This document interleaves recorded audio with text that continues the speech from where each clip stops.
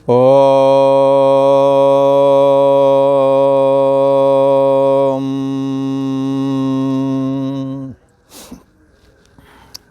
श्री योग वासिष्ठ के उत्पत्ति प्रकरण में श्री वशिष्ठ जी महाराज बोले, हे राम जी, तुम चित्त से शास्त्र और संतों के गणों में चिर पर्यंत विचरण करो। बोले का किसी ने कहा क्यों करें?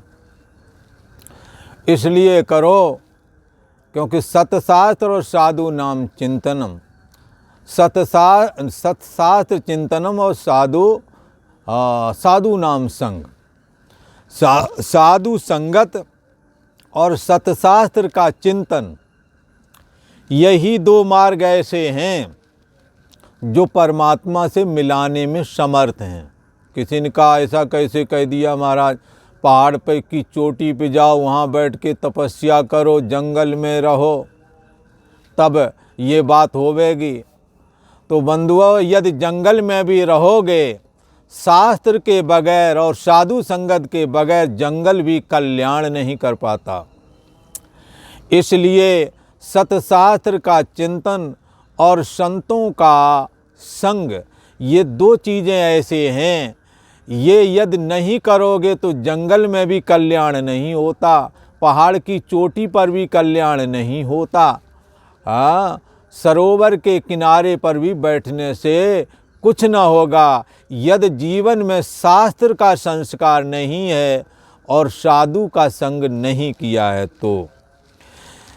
भगवान राम को समझाते हुए श्री वशिष्ठ जी महाराज कहते हैं कि हे राम जी, तुम चित्त से शास्त्र विचारो और संतों का संग करो, संत गणों में चिर पर्यंत विचरण करो। जब बहुकाल करिए सतसंगा, तब हुए हैं सब संशय भंगा। बहुत समय तक जब शास्त्र का चिंतन करता हुआ सतपुरुषों के संग में रहता है, तो फिर क्या होता है? चित्त निर्मल हो जाता है। शास्त्र का अर्थ है, शास्त्र में प्रतिपाद्य जो परमात्मा है उसकी दृढ़ भावना करनी चाहिए, ऐसा कहते हैं। जब अभ्यास से तुम्हारा चित्त राम जी स्वस्थ हो जाएगा। अभ्यास क्या करना है? परमात्मा का करना। कैसे करना है? जो समस्त जगत को इंद्रियां समस्त जगत को जानती हैं। इंद्रियां जगत को तो जानती, पर जगत इंद्रियों को नहीं जानता। और इसी प्रकार इंद्रियां मन के द्वारा जानी जाती हैं। मन तो इंद्रियों को जानता है, पर इंद्रियां मन को नहीं जानती।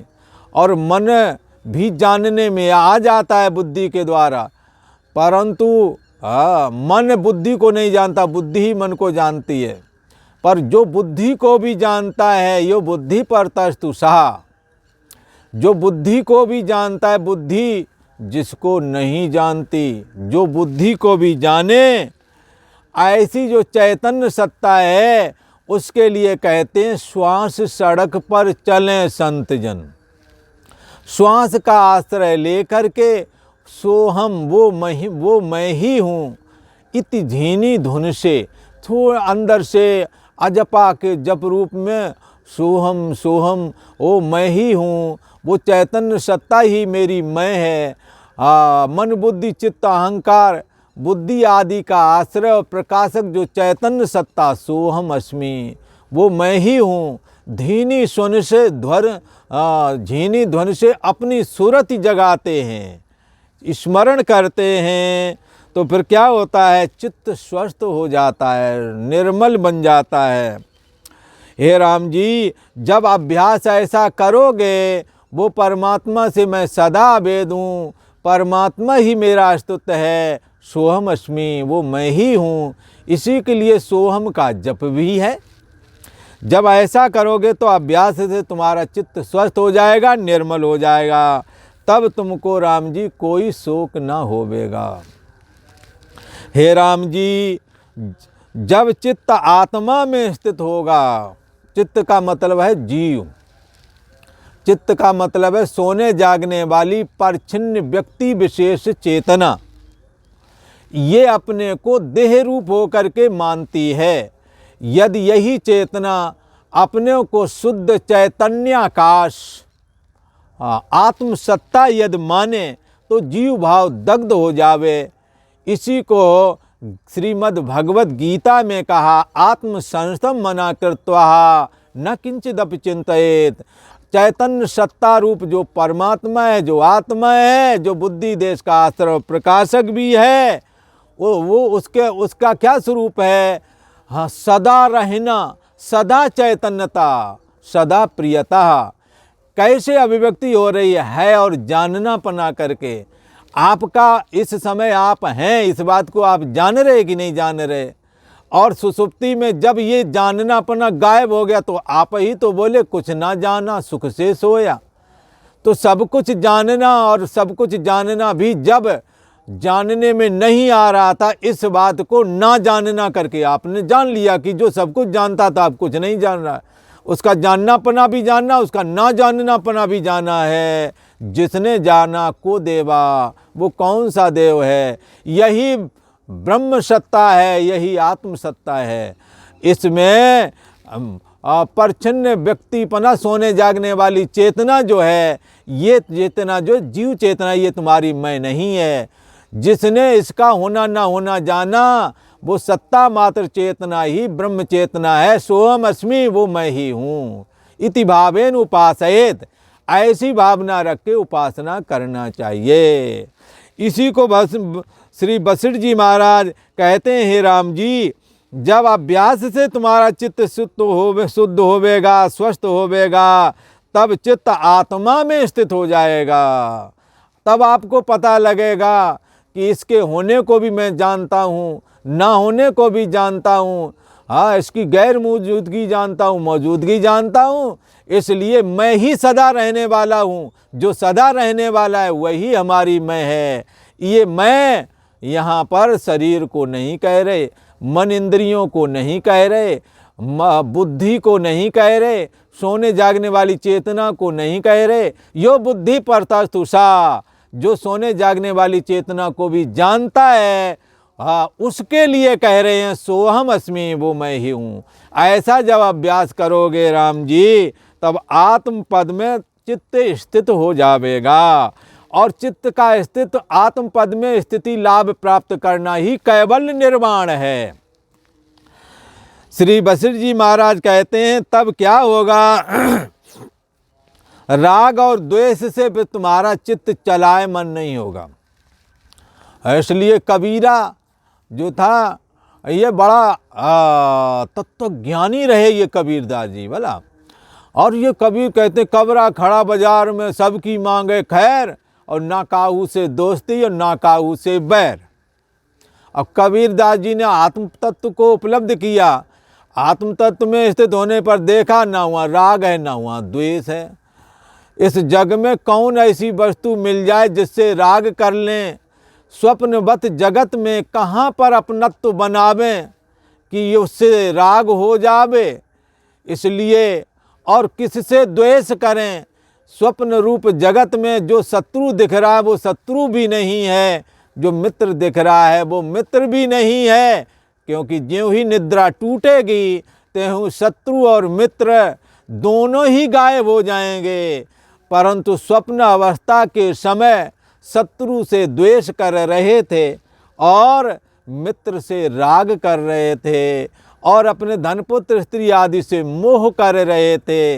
जागे हानि न लाभ कछु।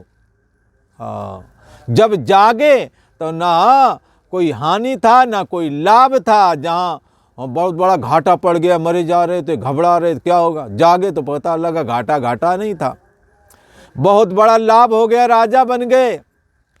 सपने होए भिकार नृप रंक नागपत होए, जागे हानि न लाभ कछु, तिम प्रपंच जिये जोग। ऐसे ही प्रपंच को विचारना चाहिए। सपने का राजा बन हो जाए, सपने का भिखारी हो जाए, जागने पर दोनों ही नहीं। सपने का राग और द्वेष, ऐसे ही जिसका जीवत्व भाव रूप चित्त जब आत्मा में स्थित हो जाता है, आत्मा में स्थिति लाभ प्राप्त करने पर देखता है ये जगत स्वप्नवत है, यहाँ किससे राग करें, किससे द्वेष करें। इसलिए जिन्होंने इस बात को जाना उन्होंने कहा ना काऊ से दोस्ती ना काऊ से बैर। अरे किसी से दोस्ती मत करो, किसी से बैर ना करो, यहाँ एक परमात्मा ही सत्य है, दूसरा कोई सत्य नहीं है। किसके साथ बैर करते हो, किसके साथ प्रेम करते हो। इसलिए कबीर ने तो कह दिया कबरा आप ठगाइए और न ठगिए काओ। तुम्हारे को किसी ने इस तरह से राग द्वेष आदि तुम्हारे साथ किया है पर तुम ना करो। हाँ, तुम्हें उसे लगता है कि मैंने ठग लिया, पर तुम्हें तो पता है ये जगत स्वप्नवत है। कबरा आप ठगाइए, आपको ठग लिया कोई बात नहीं, राग द्वेष से पीड़ित करके दुखी सुखी किया कोई बात नहीं, पर तुम मत करो। हाँ, इसलिए कबरा आप ठगाइए। कहते तुम कबीरदास तुम्हारा बड़ा भारी अपमान हुआ, तुम्हारे से ऐसा कहा वैसा कहा लोगों ने। बोले कहने दो। बोले तुम तो ठग लिए गए हो, तुम्हारी प्रॉपर्टी चली गई, तुम्हारे को गुमराह कर दिया गया, तुम भी ऐसा ही करो। उनका मैं तो ना करूँगा। अच्छा, बोले क्यों नहीं करोगे। क्योंकि उन्होंने तो ठगने का प्रयास किया, वो भी मिथ्या नियत ही खराब करोगे। संसार में कुछ सत्य तो है नहीं, श्यामल के फूल की तरह ये सारा जगत है। 10 दिन का व्यवहार है और एक दिन हाँ राम राम हो जाएगी, कंचन काया मिट्टी होगी, चर्चा होगी गली गली। हाँ, कहेंगे लोग चले गए। 10 दिन के लिए ना किसी से राग करना है, ना हमने किसी से द्वेष करना है। उन्होंने अगर अपनी अहंकार की पूर्ति के लिए ऐसा कर लिया है, हाँ, उन्होंने को लगता है कि हमने इनकी इज्जत ठग ली, इनकी इज्जत खराब कर दी, इनका पैसा खराब कर दिया। कबीरदास जी कर लेने दो, आप हमारे को ठग लिया, बोले ठग लेने दो। अपमान कर दिया, बोले कर देने दो। धन छीन लिया, बोले कर देने दो। हम नहीं करेंगे क्योंकि संसार मिथ्या है। कबीरदास जी को इसलिए कबरा आप ठगाइए और न ठगिए का। उन्होंने तो कर्म बनाया है। हाँ, धन ठगोगे, धन ले लेंगे, धन ठग लिया तो आपने पाप कर्म किया, तो वो कर्म किसको परेशान करेगा, उसी को। हाँ, और यदि उसने राग किया, द्वेष किया, हाँ, आपका अपमान किया और आप करोगे तो आपका भी कर्म बन जाएगा, नहीं तो उसी का बनेगा। आपके साथ अपमान कर दिया, आप मत करो, उसे उस अपमान का दंड आवेगा। क्योंकि कर्म प्रधान विश्व रच राखा, ये कर्म प्रधान दुनिया है। अवश्य में भोक्तव्यम कृतम कर्म शुभाशुभम, किए हुए कर्मों का फल जरूर भोगना पड़ता है, चाहे 100 कल्प क्यों न बीत जाए, आपको ही भोगना होगा। इसलिए आप उस दोष से मत दूषित बनो, जिस कीचड़ में वो ढेला फेंक रहा है उस कीचड़ में तुम मत फेंको। क्योंकि चाहे वो फेंके चाहे तुम फेंको, छींटें तो पड़ती ही हैं। इसलिए उसी को फेंकने दो और आप दूर रहो, अर्थात राग द्वेष से अपने को बचाए रखो और अपने कर्तव्यों का निर्वहन करते रहो और परमात्मा के चिंतन में लगे रहें। ये किसके लिए बात है, जो सन्यास मार्ग में चलता है। ये और सभी लोगों के लिए नहीं, जो समाज को नुकसान करने को यातताई आया है और वो आपके समाज को सत्यानाश करना चाहता है, तो आप उसके लिए ये सूत्र नहीं है, उसका मुकाबला करना चाहिए। इसलिए ये बात सैनिकों के लिए नहीं, राजा के लिए नहीं, ये साधु के लिए है। परंतु साधु जैसा जीवन भी कोई जीना चाहता है उसके लिए भी है, चाहे फिर वो कोई भी हो। इसलिए जो समाज के प्रहरी हैं, जो समाज के रक्षक हैं, देश के रक्षक हैं, उन्हें तो उन लोगों का डट के मुकाबला करना होगा। परंतु साधुता के मार्ग में जिन्होंने अहिंसा की वृत्ति धारण कर रखी है, उन्हें इन सब से बचकर के परमात्म चिंतन में लगना चाहिए, ऐसा कहने का अभिप्राय। श्री बसिर जी महाराज जी कहते हैं, हे राम जी, ये आत्मपद में जब चित्त स्थित होता है तब राग द्वेष आदि खत्म हो जाते हैं और देह आदिक में ये मैं हूँ ऐसा करके परिच्छिन्न अभिमान है वो भी नष्ट हो जाता है। जैसे सूर्य के उदय होने से बर्फ गल जाती है, ऐसे ही आत्मज्ञान के द्वारा ये अहंकार गलित होकर के सर्वाधिष्ठान ब्रह्म मैं हूँ ऐसा दृढ़ बोध हो जाता है। हे राम जी, जब तक आत्मज्ञान नहीं होता तब तक शास्त्रों के अनुसार आचरण करता रहे और अच्छे आचार विचार में ही विचरण करे, शास्त्रों का अर्थ विचारे और उसका अभ्यास करे और मन को राग द्वेष आदि में ना लगावे, राग द्वेष से अपने मन को अलग रखे, तब पाने योग जन्मा शुद्ध और शांत रूप आत्म पद ब्रह्म सत्ता प्राप्त होती है, जो सभी का अधिष्ठान है और सब लोगों सब शोकों से तर के वो जो इसको प्राप्त करता है, हर्ष शोकौ जहाती, उसके हर्ष और शोक दोनों ही पार हो जाते हैं और संसारिक शोक तो हमेशा हमेशा के लिए खत्म हो जाता है। हे राम जी, जब तक आत्म तत्व का प्रमाद है, जब तक आत्म तत्व को नहीं जानते, तब तक अनेक दुख प्रकट होते हैं और उनकी शांति नहीं होती। पर जब आत्म तत्व प्राप्त होता है, आत्मा में जब दृढ़ स्थिति प्राप्त होती है, जब परछिन्न व्यक्तिपना रूप ये मन, जीव रूप ये मन जब आत्मा में स्थित होकर के ब्रह्म रूप हो जाता है, तब सब दुख नष्ट हो जाते हैं। इति श्री योग वशिष्ठ उत्पत्ति प्रकरण चित्तोपाख्यान समापन वर्णन नाम 5सप्तमः सर्गा। हरि ओम।